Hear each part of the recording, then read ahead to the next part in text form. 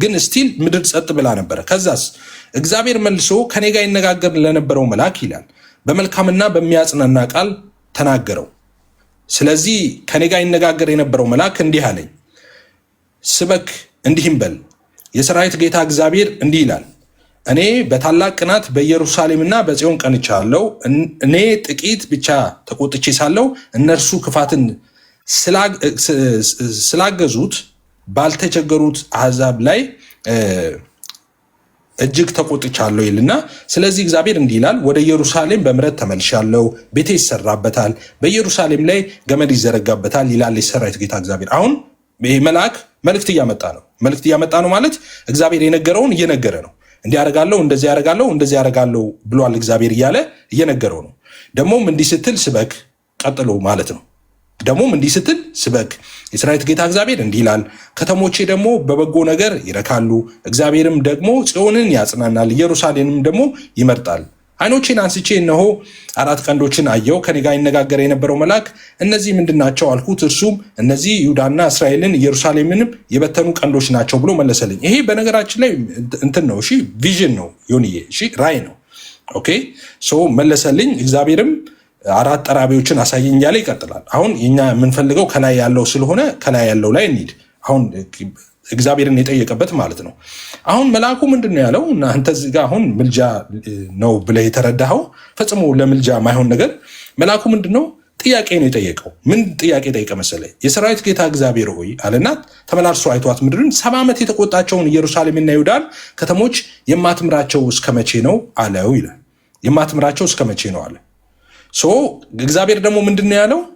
ኦኬ እምራቸዋለሁ ብሎ እንግዲህ አቋርጦ ምናምን 70 ዓመት እንትን የሚላቸውን የነበረውን አቋርጦ በ60 ዓመት ላይ ምናምን አይደለም 70 ዓመቱ ተፈጽሞ ስለነበር ነው መልአኩ የጠየቀውም። ከዛ እግዚአብሔር ደግሞ በሚያጽናና ቃል ምን ብሎ መለሰለት? በሚያጽናና ቃል ተናገረው እግዚአብሔር ይልና ስለኔ ከኔ ጋር ይነጋገር የነበረው መልአክ እንደዚህ አለኝ፣ ስበክ እንዲህም በል የሰራዊት ጌታ እግዚአብሔር እንዲህ ይላል፣ እኔ በታላቅ ቅናት በኢየሩሳሌምና በጽዮን ቀንቻለሁ። እኔ ጥቂት ተቆጥቼ ሳለሁ እነርሱ ክፋትን ስላደረጉ ባልቸገረው አሕዛብ ላይ እጅግ ተቆጥቻለሁ። እንደዚህ አድርጌ ነበር፣ አሁን ግን እንደዚህ ያደርጋለሁ እያለ ነገረው እግዚአብሔር የልቡን ሀሳብ ማለት ነው። ስለዚህ መልአኩ እዚህ ጋር አማለደ ወይ? መልአኩ ተባረክልህ። እዚህ ጋር አላማለደ። ምንድን ነው የኔ ጥያቄ? ማማለድ ማለት መጠየቅ፣ ማማለድ ማለት መጠየቅ። ፍርዶ እግዚአብሔር የሚፈልገው ውሳኔው የማን ነው? እኔ አንድ ጥያቄ ልጠይቃ። ጨርሳታ። ማንኛውም ነገር የማድረግ ፈቃዱ የእግዚአብሔር አምላክ ነው። ይሄ መልአክ ጥያቄውን አቅርቧል ወይስ አላቀረበም? አገኘተ ዳይ ይሄንን ፖይንት ነው መያዝ አለብህ። ምን አድርጓል? ፈቃዱ የእግዚአብሔር ነው። ፈቃዱ የማን ነው? የእግዚአብሔር አምላክ ነው። መልአኩ ግን እነዚህን 70 ዓመት የተቆጣቸውን የማትምራቸው እስከ መቼ ነው ብሎ ጥያቄውን አቅርቧል። ያ ማለት ምልጃ ይባላል እያልኩ ነው ማብራታ። እሺ አይ ምልጃ ፈጽሞ እንደሱ አይነት የምልጃ ኮንሴፕት በመጽሐፍ ቅዱስ ላይም አይ ቲንክ እኔ ለመጀመሪያም ጊዜ ነው ስሰማ። እንደዛ አይደለም የሚሆን የነበረው። ምልጃ የሚሆን የነበረው መልአኩ ምን ቢል መሰለ? ጌታ ሆይ እነዚህን ሰዎች ማራቸው ቢል ኖሮ ኦኬ እማትምራቸው እስከ መቼ ነው? ቆይ ምልጃ እነዚህን ሰዎች ማራ አምላክን ይጠይቃል እንጂ አድርግ ትለዋለህ እንዴ? አምላክ ይጠየቃል። የሚያደርገው እሱ ነው እንጂ እንዲያደርግ ብለህ ታስገድደዋለህ እንዴ? አምላክን የትኛው ማራቸው ሰው ከልጅሽ ከኢየሱስ ክርስቶስ ዘንድ ይቅርታና ምሕረትን ለምኝልኝ ስትል ያዘዛችሁት ነው ማለት ነው። ጥያቄ ማብራራ it's a question ኖ ጥያቄ ነው የምጠይቀው። ለምኝልን፣ ከልጅሽ ከወዳጅን ለምኝልን፣ አማልጅን። ጥያቄ ማድረግ የሚችለው ማን ነው? ማድረግ የሚችለው አምላክ እንጂ የእሷ ፍቃድ አይደለም። እሷ የምችለው መጠየቅ ነው። ቅዱሳን የሚችሉ መጠየቅ ብቻ። ማድረግ የሚችለው እኮ ነገር አሁን ነው መጠየቅ። አይ ጸሎታችሁንማ አትቀይረው። ሆን መለመን እኮ ነው ለምኝልን ነው እና መጠየቅ አይደለም እንዴ? ቆይ አንዴ በእናት ስለ ደምረው ይህን ነገር እንዲሰጠኝ ለምኝልኝ ብልህ ምን ማለት ነው? ጠይቅልኝ ማለት ነው። አማልጅኝ ማለት ነው። ለምኝልኝ ጠይቀው። መጠየቅ ግን እንደሱ አይደለም። መጠየቅ ለምን ይለያያል? አሁን ላሳይ፣ ልዩነቱን ላሳይ። ሁለት ሰማይና ምድር ይሆን። አሁን ሰዓት ስንት ሰዓት ነው? ሰዓት አሁን 9:27 እየለመንኩ ነው እየለመንኩ ነው። በጣም ጥሩ። ቆይ ዝም እኔ ነው የተጠየቅኩት ልመልስ። እየለመንኩ ነው እኔ ሰዓት ጠየቀኝ፣ ሰዓትን መለስኩልህ። ዳይሬክት ፎርዋርድ ኮስችን። አሁን ስለሌላ ሰው አሁን ለምሳሌ ሰዓት መጠየቅ ጥያቄ ልመና ነው አይደለም? ቆይ ይሄ ልመና አይደለም ጥያቄ ነው። በቃ ስለዚህ መላኩም የምትፈልገው ምን አለ? እኔ ባይኖረኝ ቆይ እኔ ባይኖረኝ ሌላ ሰው ብትጠይቅ ኤግዛክትሊ ተመሳሳይ ነገር ይመልስልሃል። ሰዓቱ ያለው ሰው በሙሉ አንድ አይነት መልስ መመለስ ይችላል። አንድ አይነት የኔ ነገር ምንድነው? የመልአኩ ጉዳይ ምን መሰለ? እነዚህን ሰዎች ስፔሲፊክ አድርጎ ነው የጠየቀው። እነዚህ 70 ዓመት የተቆጣሃቸውን አለ። የተቆጣበትን ጊዜ ያውቃል። ለምን? እግዚአብሔር ስላመላለሰው ምድር ላይ ማለት ነው። ጊዜውን ጠየቀ። ተፈጽሟል። 70 ዓመቱ ስለተፈጸመ ምንድነው ማትምራቸው አለ። ኖ መፈጸሙን አንተ እንዴት አወቅ? እኔ መጽሐፍ ቅዱስ ተማሪ ነኝ አለ። 70 ዓመቱ ትንቢቱንም አውቃለሁ መፈጸሙንም አውቃለሁ። እሺ አሳየኝ። አንተ መልአኩ ከመጠየቁ በፊት ማብራተር እምራቸዋለሁ ያለበትን አሳየኝ። ለብቻ እምራቸዋለሁ ሳይሆን 70 ዓመት እንደሚቀጣቸው አስቀድሞ ተናግሯል። እሺ 70 ዓመት ቀጣቸው ዘን እምራቸዋለሁ የሚል ነገር አለ እንዴ? ታዲያ 70 ዓመት እቀጣለሁ ካለ ከዛ ከ70 ዓመት በኋላ እግዚአብሔር ቃሉና ታማኝ ነው እኮ ለቃሉ። ከ70 ዓመት በኋላ ማለት ቆይ አንዴ ለቃሉ ታማኝ ነው። ቆይ ዝም በል 70 ዓመት ደምረው ለቃሉ ታማኝ ነው ጌታ። ለቃሉ ታማኝ ነው። ሊቀንስ ሊጨምር አይችልም እግዚአብሔር። የተናገረውን ቃል አያጥፍም። ቃሉን አጥፎ አይረግም። እንግዲህ ና ኢሳያስ 38 ናውጣልኝ።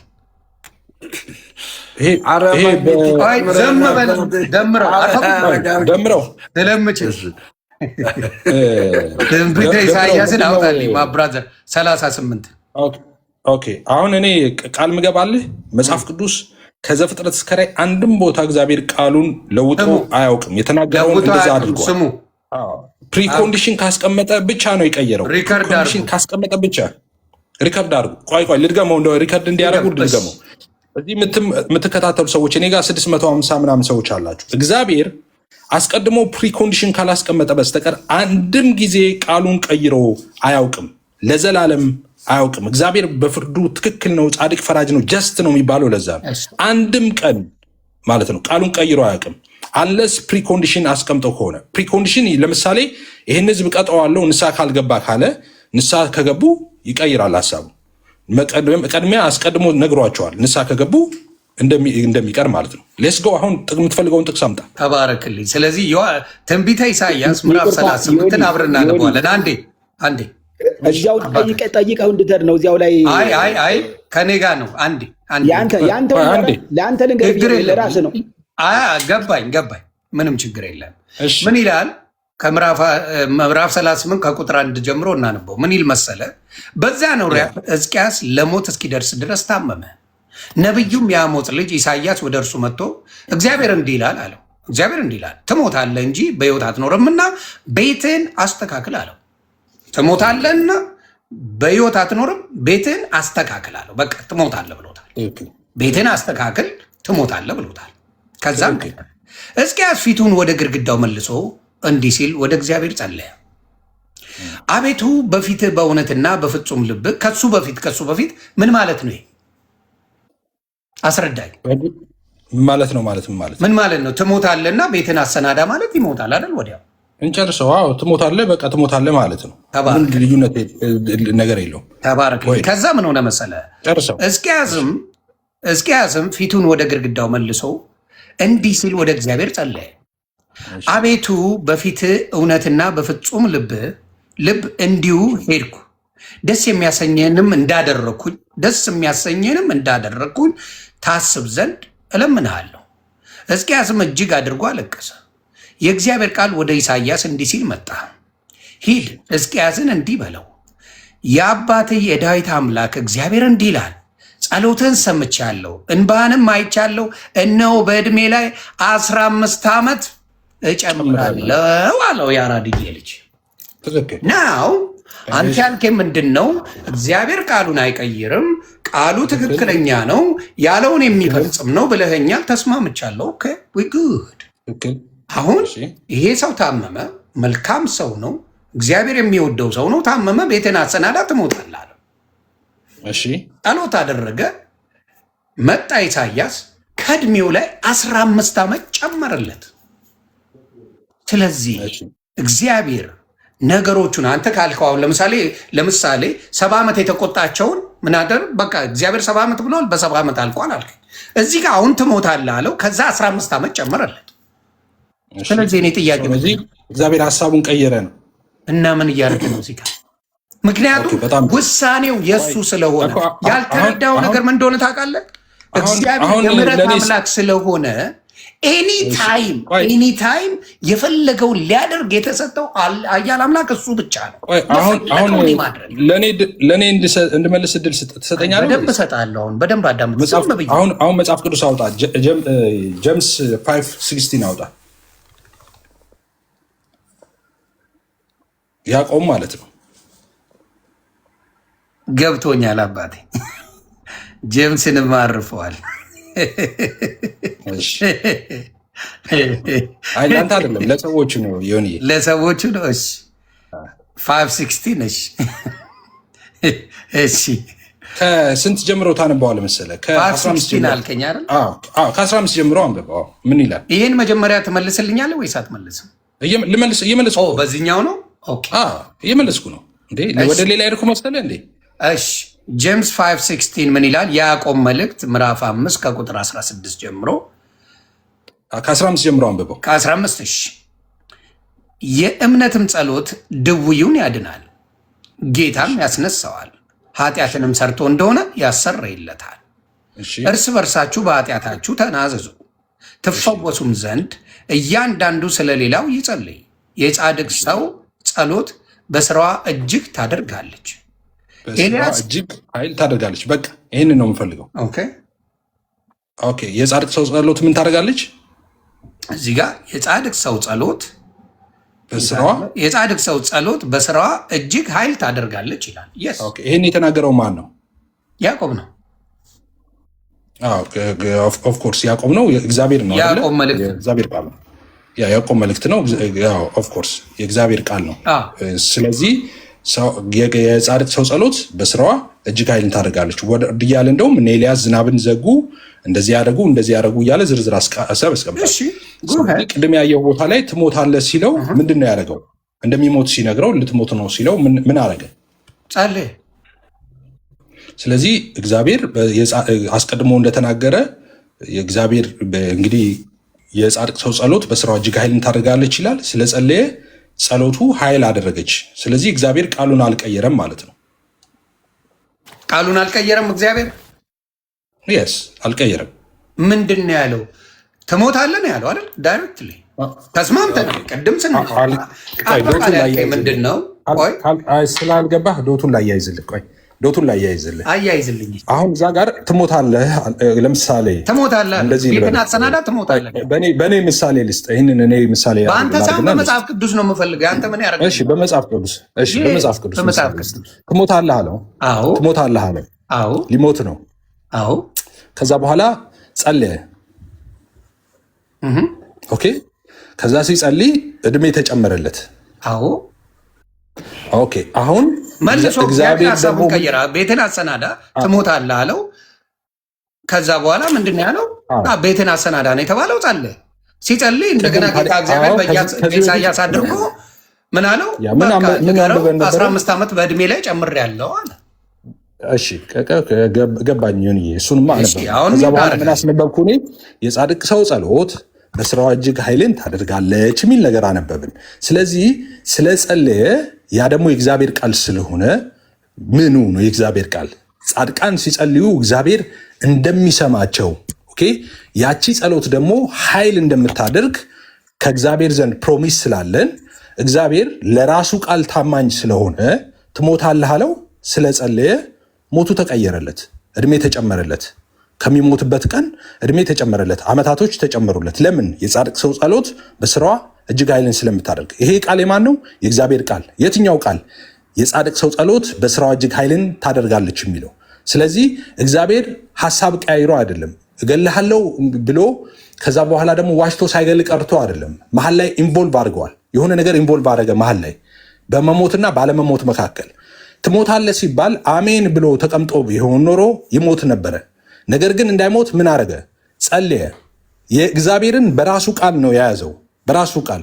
ኦኬ ደምረው እንደሱ አክት ስታደረግ ብዙ የምታቅት ሰው ትመስላለህ። ለሚፊኒሽ እና ጥያቄ ካለ አንሚዩት ታደረጋለህ፣ ታወራለህ።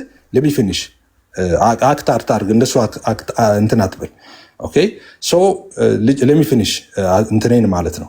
ሶ መሀል ላይ ኢንቮልቭ ያደረገ ነገር አለ። እግዚአብሔር ትሞታለህ አለው። መሀል ላይ ጸለየ። እሺ ሲጸልይ እድሜ ተጨመረለት። ስለዚህ እግዚአብሔር ሐሳቡን የሚቀያየር ሆኖ አይደለም። የእግዚአብሔር ቃል እውነት ነው፣ ትክክል ነው። በፍርዱ መጽሐፍ ቅዱስ እንደሚለው ጀስት የሆነ አምላክ ነው፣ ትክክል ነው፣ ጻድቅ ፈራጅ ነው። እግዚአብሔር ታማኝ የሆነው ለራሱ ቃል ነው። ምን ለሚለው ቃል? የጻድቅ ሰው ጸሎት በስራዋ እጅግ ኃይልን ታደርጋለች። ኦኬ ስለዚህ ጸሎት ኢንቮልቭ ስላደረገ እግዚአብሔር ለራሱ ቃል ታማኝ መሆን ስላለበት ለየትኛው ቃል? የጻድቅ ሰው ጸሎት በስራው ኃይልን ታደርጋለች። ስለጸለየ ያንን ነገር አስቀየረ። እሱ ብቻ ሳይሆን በጣም በርካታዎች እንደ ህዝብ ራሱ በጾም በጸሎት እግዚአብሔርን ሊያመጣባቸው ካለው ቁጣ የተመለሰ ሰዎች አሉ። ይሄን አደርግባቸዋለሁ ብሎ ጸልየው ጾም ጸሎት ይዘው የእግዚአብሔርን ፍርድ ያስቀለበሱ ሰዎች አሉ በመጽሐፍ ቅዱስ። ግን መሀል ላይ ምን የሚባል ነገር አለ? ጸሎት። ያ ጸሎት ምን አመጣ? ያንን ነገር ያንን አዋጅ አስቀየረ። እግዚአብሔር ለቃሉ ታማኝ ስለሆነ አስቀድሞ እሱ ራሱ ስለተናገረ የጻድቅ ሰው ጸሎት በስራው ኃይል ስለምታደርግ ያ ነገር ሆነዋል ማለት ነው። ስለዚህ እግዚአብሔር ሐሳቡን የሚቀያይር እዚህ ጋም እዛ ጋር የሚቀያይር አይደለም። ትሞታለህ ብሎ ከዛ አይ በቃ ደግሞ ትቼዋለሁ አትሞትም የሚል አምላክ አይደለም። ትሞታለህ ብሎ ነበረ። ከዛ ምን ሆነ? ሰውየው ከጸለየ እግዚአብሔር የግድ እድሜ ሊሰጠው ይገባል። ለምን? እድሜ ባይሰጠውማ ለቃሉ ታማኝ አይደለም። እግዚአብሔር ቃሉን ቀየረ የሚባለው እድሜ ባይሰጠው ነበር። ለምን? ሰውየው ጸልዮአላ። ጻድቅ ሰው ጸሎት በስራዋ ኃይልን ታደርጋለች ብለዋል። ስለዚህ ኃይል አላደረገችም ማለት ነው። እግዚአብሔር ዋሽቶ ነበር ይባላላ። ስለዚህ እግዚአብሔር ለቃሉ ታማኝ መሆኑን ነው የሚያሳየው እንጂ ቃሉን እንዳጠፋ አይደለም የሚያሳየው። ክፍሉ ጨርሻለሁ። ፈገግ ስትሉ ደስ እኔ አንድ ጥያቄ ጠይቅ አባቢ ነው ወይስ ጨርሳል? እሺ ኤፍዬ እዚህ ጋር ዘካርያስ ጥያቄን የጠየቀው ወይስ ምንድን ነው ያደረገው? እንዳይሞት እግዚአብሔርን ለመነው አይደለም አረ ይሄ ልመና ጥያቄ ነው ጥያቄ አይደለም። ይሄ ልመና እንዳይሞት ጸሎት እኮ ነው ያደረገው አይደለም እንዴ? እኮ ጸሎቱ ምንድን ነው? ስጠኝ ነው ወይስ አትግደለኝ ነው? እኮ አትግደለኝ ነው ወይስ ስጠኝ ነው? ጸሎት ነው። እሺ ጸሎት እሺ። እዚህ ጋር መጠየቅ አይደለም። እኔ ስላዳመጥኩት እኔም ጸሎት ነው። ጥቅሱን በደንብ ስለማውቀው እኔ ብጠይቀው ይሻላል። ገባኝ። አይ ልጨርሳ። ጸሎት ነው ከተባለ ይሄኛው ጸሎት ነው ጸሎት አይደለም። ትንቢተ ዘካርያስ ላይ ያለው ለምሳሌ ግን ትንቢተ ዘካርያስ ምዕራፍ 1 ቁጥር 12 እና ቁጥር 16 እስቲ አገናኛቸው። 12 እና 16 ራስ አንብበ 12 አንብበ ከዛ 16 አንብበው እስቲ። አይ እንዳልኩት አሁን ወደዛ መመለስ አልፈልግም። እንዳልኩት እዛ ጋር በአጠቃላይ ምንድነው ትንቢተ ዘካርያስ ላይ እግዚአብሔር 70 ዓመት ፈርዶባቸው ነበር። 70 ዓመቱ ተፈጽሟል። እዚህ ጋር ተፈጽሞም ግን ምድሪቷ ጸጥ ብላለች፣ ረጭ ብላለች። የመጽናናትና የመጎብኘት ዓመቱ አልመጣም፣ ተፈጽሟል ኦልሬዲ። እና መቼ ነው ይሄ ነገር የሚቀጥለው ብሎ ጠየቀ መልአኩ። አይ በሚያጽናና ቃል ተናገረው። አሁን እመለሳለሁ፣ እሰራታለሁ፣ እንደዚህ ብሎ ተናገረው። እሱ የተናገረው እንዲህ ብለህ ንገራቸው አለ። አንዴ ደግሞ ዝም በል።